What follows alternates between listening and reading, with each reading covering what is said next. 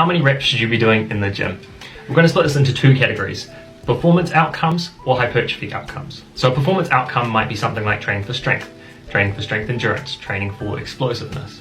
And what you want to be doing is, when you're training for these things, you want your rep range to be similar to the performance outcome that you're looking for. So if you were training for a 1 rep max strength, the maximum that you could squat, say, for a single rep, then your squat training should be singles and a combination of other rep ranges that are close to a single. So for training for 1 rep max strength, we'd recommend training somewhere between 1 to 8 reps.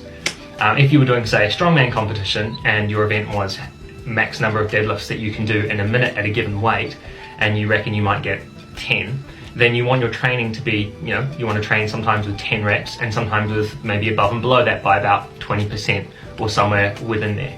So this means that for performance outcomes, we're looking for a degree of specificity or some bleed over between the rep ranges that we're training and then the outcome that we want.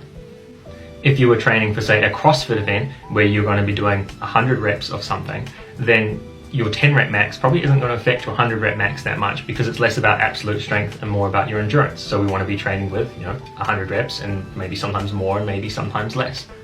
In the next video, we're going to be talking about rep ranges for hypertrophy. This was Coffee with Coach, helping you get strong.